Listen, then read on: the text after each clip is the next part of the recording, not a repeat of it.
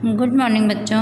आज हम लोग हिंदी व्याकरण में वाक्य शुद्ध करना पढ़ेंगे। वाक्यों में त्रुटि मार्जन, त्रुटि मार्जन कहा जाता है। त्रुटि मतलब गलती, मार्जन मतलब दूर करना।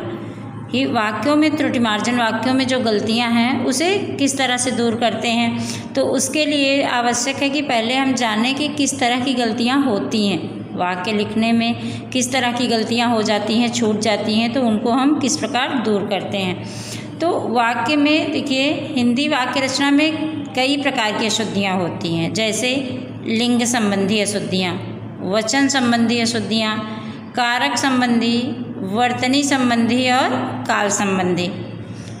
लिंग संबंधी मतलब लिंग मतलब स्त्रीलिंग और पुल्लिंग संबंधी जो अशुद्धियाँ होती हैं, तो किसी का नाम लेते हैं हम या कोई वस्तु होती है वह स्त्रीलिंग या पुल्लिंग, तो उसके साथ जब हम वाक्य लिखते हैं तो उसके साथ जो विशेषण लगता है, अगर हमने स्त्रीलिंग संज्ञा स्त्रीलिंग प्रयोग किया है तो उसके साथ जो विशेषण लगेगा वह भी स्त्रीलिंग में ही होना चाहिए।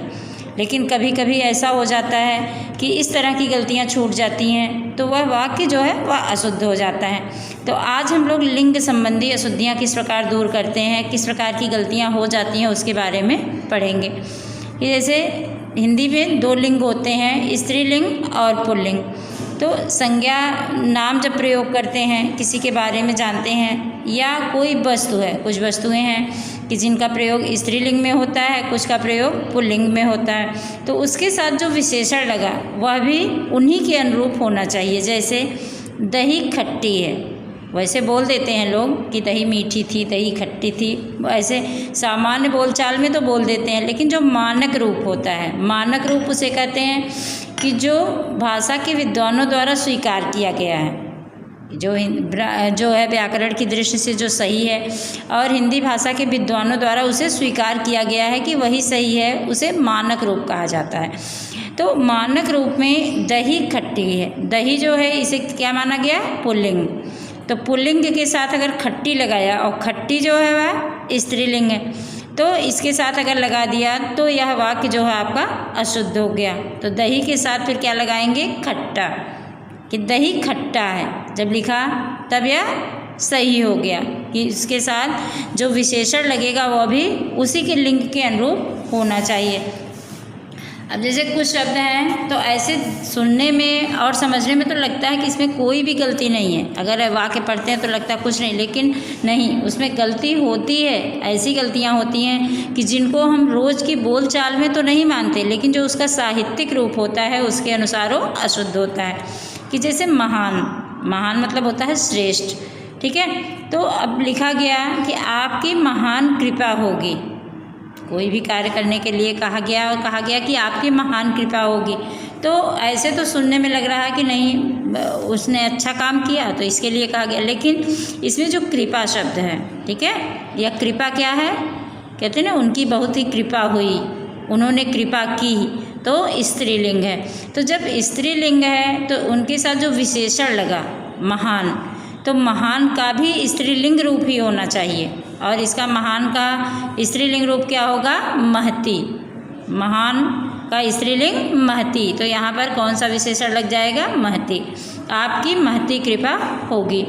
इसी प्रकार महादेवी वर्मा एक अच्छी कवि थी, ठीक है, कविता करने वाला कवि होता है, तो इसी प्रकार महादेवी वर्मा के बारे में भी कहा गया, लेकिन महादेवी वर्मा स्त्रीलिंग, तो इनके साथ फिर क्या लगेगा, कवि का स्त्रीलिंग क्या है, कवयित्री, ठीक है, तो कवयित्री यहाँ पर लिख देंगे, तब यह वाक्य शुद्ध होगा। फिर रानी लक्ष्मीबाई वीर थी, ठीक है, तो वीर तो थी ही हो, लेकिन स्त्री थी, तो इसके साथ जो वीर का स्त्रीलिंग, वीर का स्त्रीलिंग रूप जो होगा उसको लिखेंगे तब वाक्य शुद्ध होगा, नहीं तो साहित्य की दृष्टि में मानक रूप में वह अशुद्ध हो जाएगा। तो यहाँ फिर क्या हो जाएगा, वीर की जगह वीरांगना, अंगना मतलब होता है स्त्री, तो वीरांगना मतलब वीर स्त्री। ये रानी लक्ष्मीबाई वीर थी तो यह अशुद्ध हो गया, और शुद्ध वाक्य क्या हो गया, रानी लक्ष्मीबाई वीरांगना थी। ऐसे कहा गया कि वह जो है राधा विद्वान है, ठीक है, तो राधा विद्वान है, बहुत ही जानकार है, बहुत ही है, बहुत ज्ञान प्राप्त किया, लेकिन क्या है उसके लिए अगर विद्वान कहा तो राधा स्त्रीलिंग है, तो उसके साथ विद्वान का स्त्रीलिंग क्या होगा? विद्वान का स्त्रीलिंग रूप होता है विदुषी।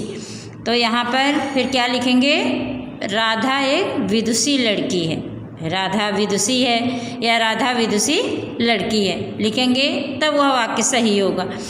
और इसी प्रकार कभी अगर वह एक ही वाक्य में स्त्रीलिंग और पुल्लिंग दोनों तरह के शब्दों का प्रयोग किया जाता है, स्त्रीलिंग भी हैं और पुल्लिंग भी हैं, दोनों हैं, तो उसमें फिर बाद में जो आप जो है उसका लिंग लगाएंगे, आखिर में लिखेंगे उसकी जो क्रिया होगी, उसके क्रिया के बारे में बताएंगे तो क्या होगी, क्योंकि उसमें तो स्त्रीलिंग भी है पुल्लिंग भी है, तो उसका नियम है कि अंतिम कर्ता के अनुसार उसका लिंग जो प्रयोग करेंगे, उसकी जो क्रिया होगी वह किसके अनुसार होगी?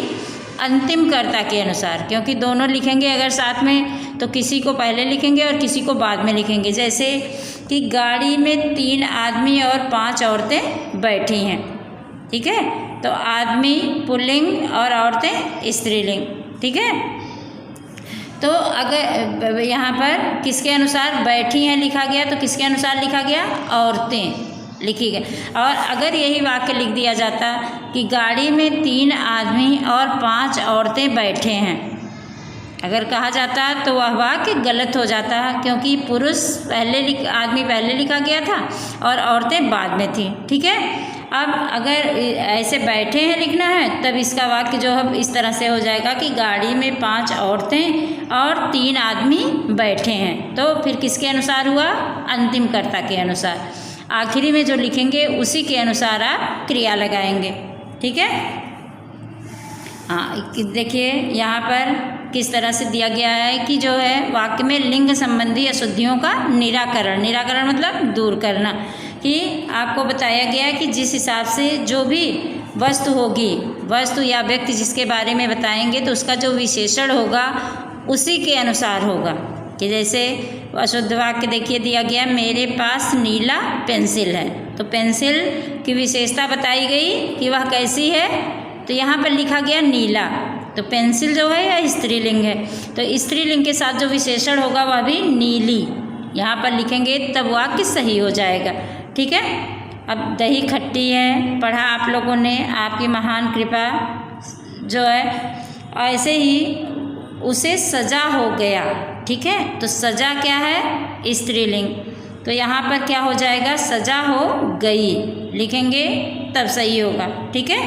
तो इस तरह से लिंग संबंधी अशुद्धियाँ होती हैं और उनको पहचान करके दूर करना होता है। ओके।